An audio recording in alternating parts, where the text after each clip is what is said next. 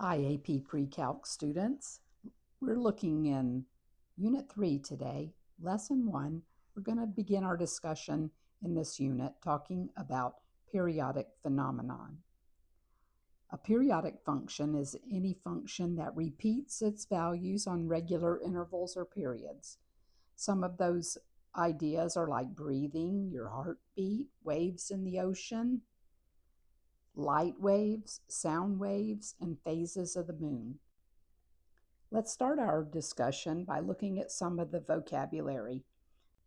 We've said a periodic function is any function that repeats a pattern of y values at regular intervals. So the period or the cycle is when we have one complete pattern of the y values. And finally, the amplitude, which is half the difference between the maximum and minimum values of the function. So let's use our image and we can label that to represent each of these items.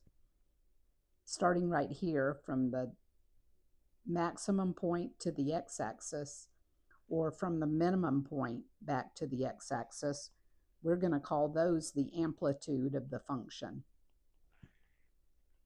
Half the difference between the maximum and the minimum values. So this is our amplitude.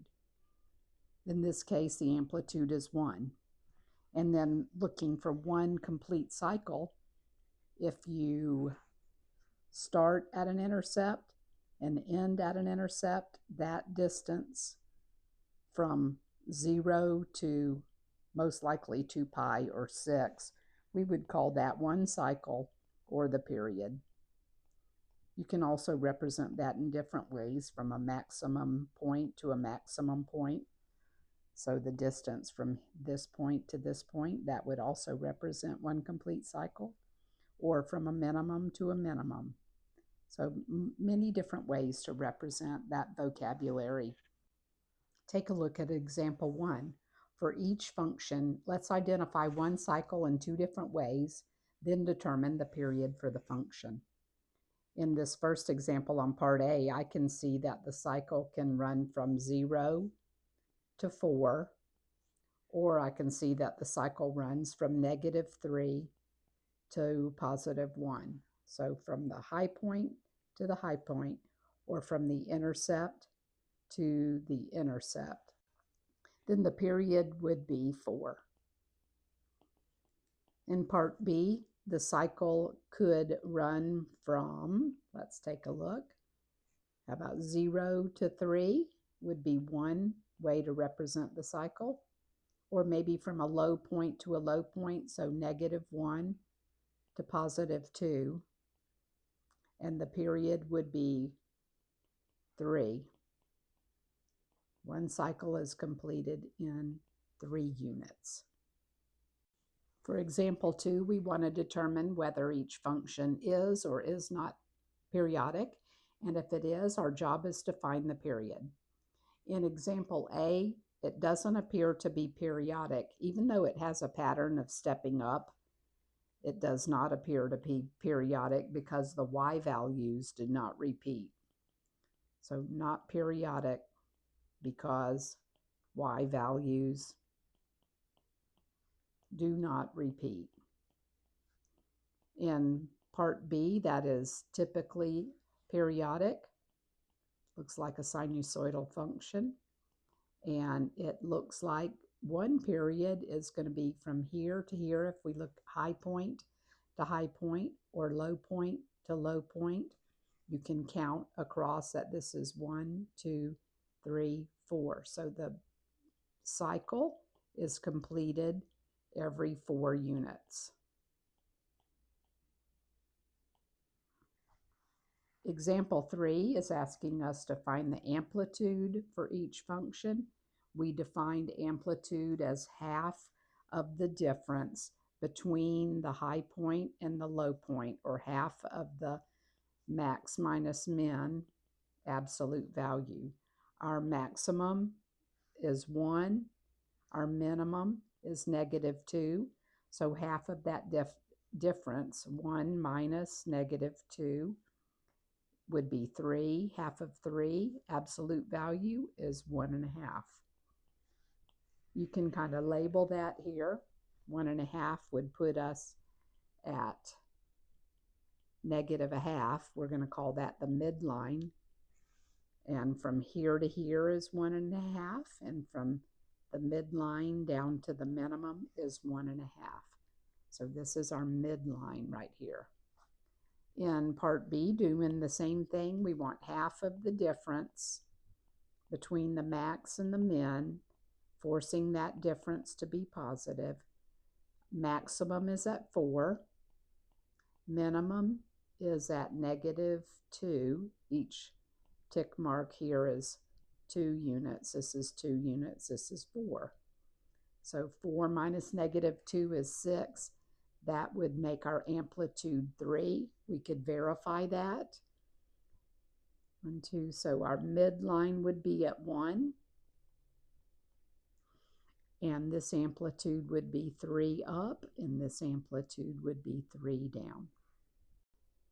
Example 4 is a real-world application. We see sound waves are produced by periodic changes in air pressure, and we want to sketch the graph of a sound wave if the period is 0.004 of a second and has an amplitude of 2.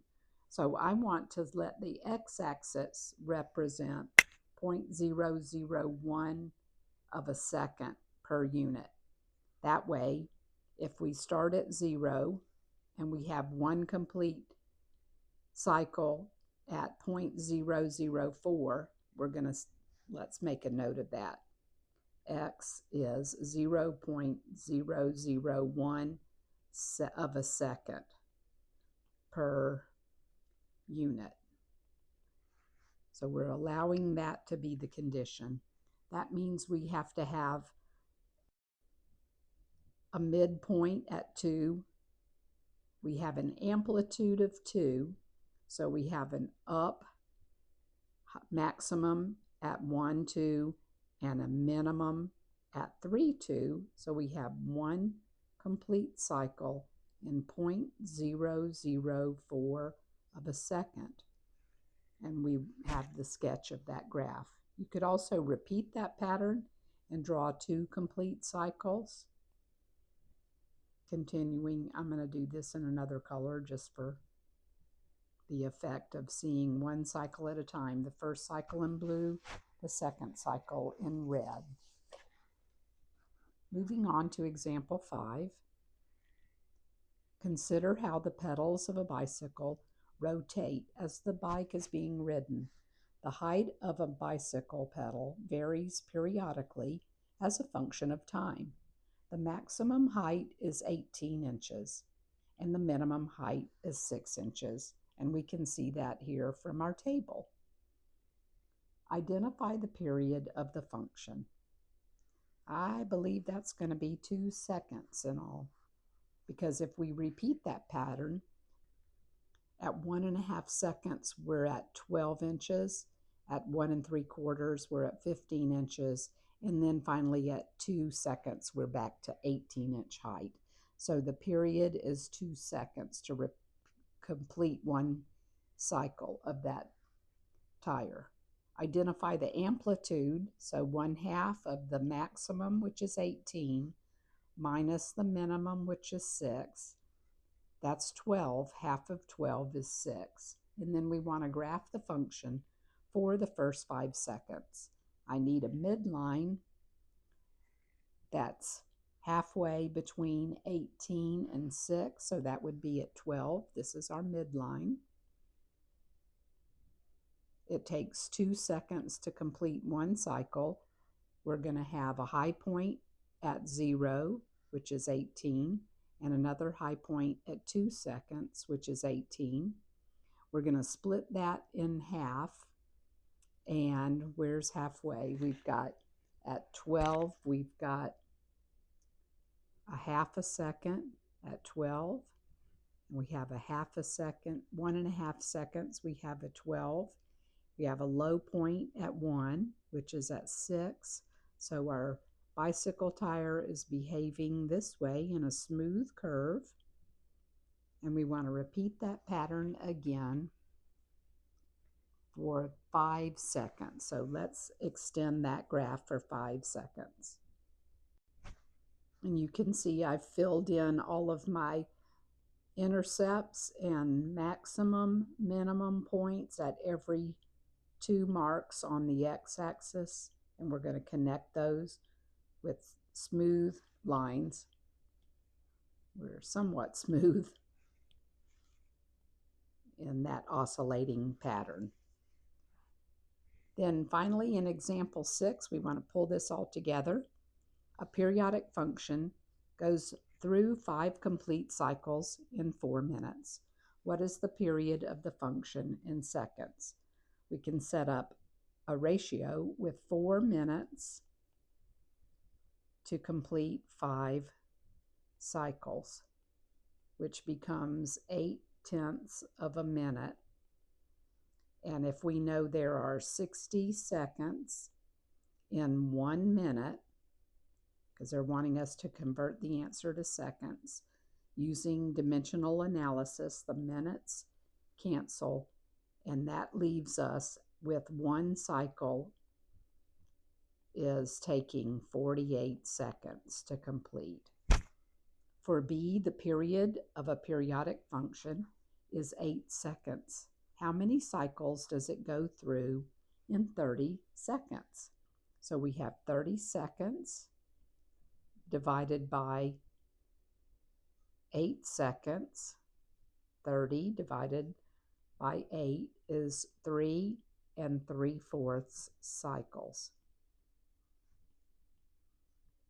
And lastly, the amplitude of a period of a periodic function is 2.5, and its minimum value is 0. What is the function's maximum value? So I'm thinking about the graph itself. We've got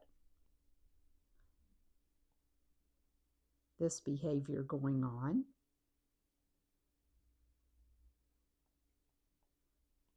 The amplitude is 2.5, so that means that my midline is at 2.5. So if we go 2.5 up and we go 2.5 down, then our midline at 2.5 makes my maximum value happen at 5. So the maximum of our periodic function would be 5. See you tomorrow for the second half of our lesson on periodic functions.